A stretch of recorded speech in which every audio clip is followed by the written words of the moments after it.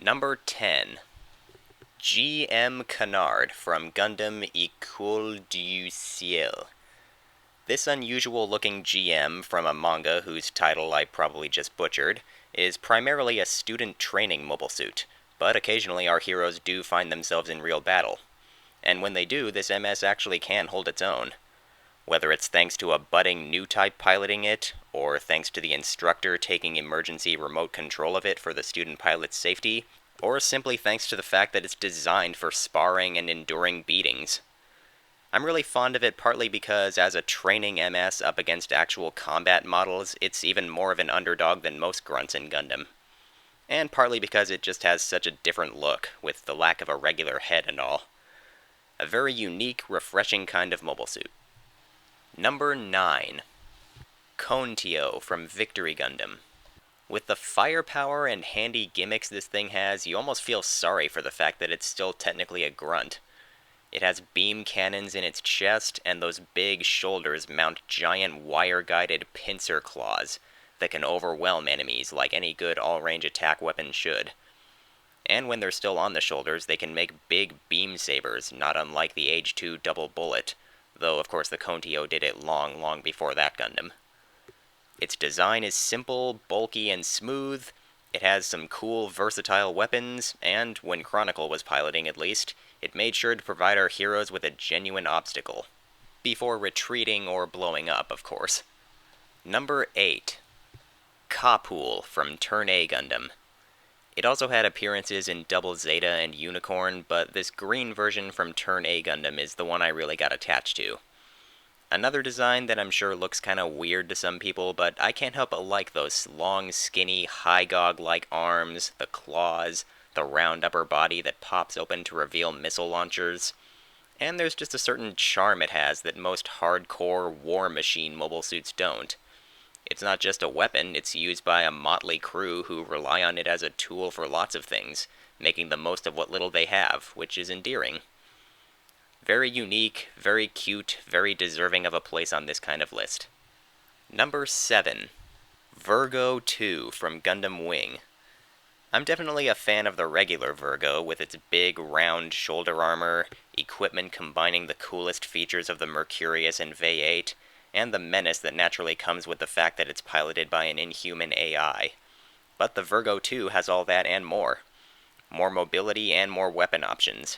With sabers, rifles, powerful beam cannons, planetary defensor units, great strength in numbers, and a hulking, badass appearance I really dig. Virgo 2 is an easy pick. Number 6. Gweiz from Gundam Seed. In addition to the Xeon-esque mono eye and green color scheme, I just really like the design of this thing's main body. It's hard to describe, but the style and the way everything is shaped just looks great. It has a fin on its head and a backpack wing thruster thing, much like the Jin and Sigu, but smaller and much better looking in my opinion. Sort of the Gelgoog of Seed. At the time of its debut, it was Zaft's latest, most advanced mass-produced unit, and it showed. More than a match for the Alliance's strike daggers and even the original strike, though that was Varal le Crusade's unit, not a typical grunt pilot. And last but not least, it has a shield with badass beam claws. I love it. Number 5. Brave from the Gundam 00 movie. I know these are from an elite team, and while there are several of them, they're not technically mass-produced. So you could say this pick is a bit of a stretch for a grunt list. However, in the 00 movie, everyone, including the Gundams and top Federation suits, are very vulnerable. No matter how good a pilot you are, or how strong your suit is, all the else's have to do is latch onto you and you're pretty much doomed. The Braves are strong by normal standards, but they still don't stand much of a chance against the enemy they're up against, so I can still count them as red shirts. That said, they're awesome red shirts that transform, fly in formations, coordinate their attacks, shoot small rapid-fire beams, shoot high-powered beam blasts, and rescue celestial beings so they can fight a common threat.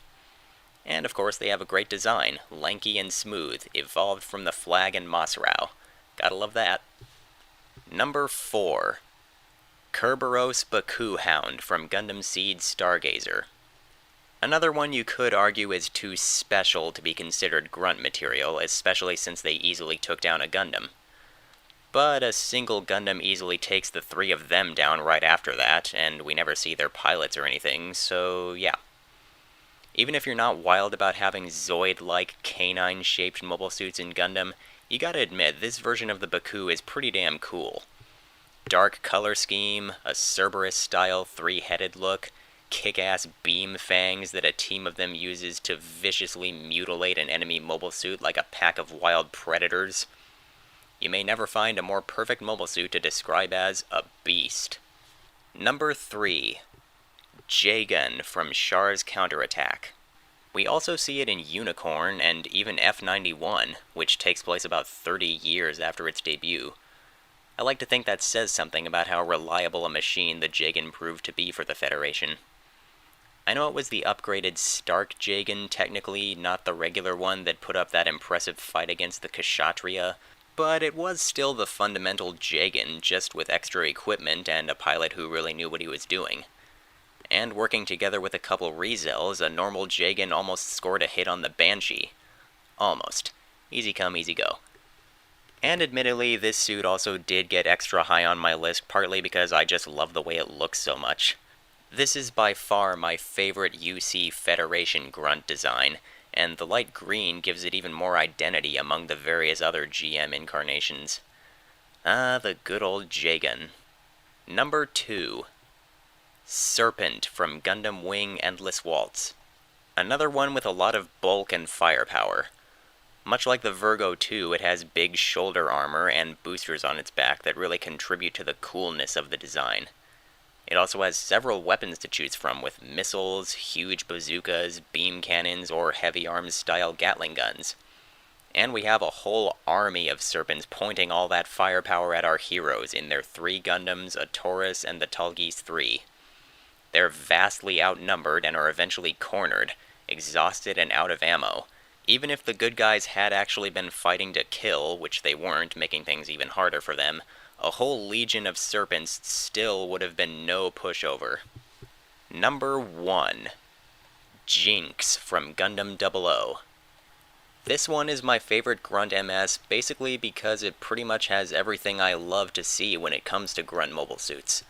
A very cool, distinct design, skilled pilots getting a chance to shine against a superior enemy, great demonstrations of strength in numbers and smart team formations, and even a legacy following it as we later see the Jinx line progress.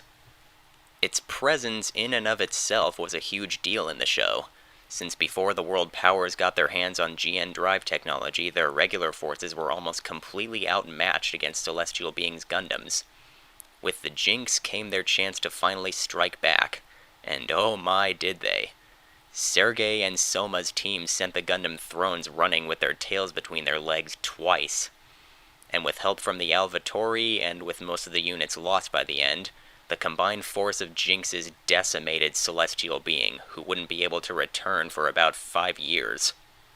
Even though one-on-one, a Gundam with an original GN drive and Transam is superior to a Jinx, their performance was close enough, their numbers were big enough, and their pilots and commanders were competent enough for the Jinx to become a force to be reckoned with and my number 1 favorite Grunt mobile suit. Thanks for watching, and next time maybe I'll have yet another list to share with you all.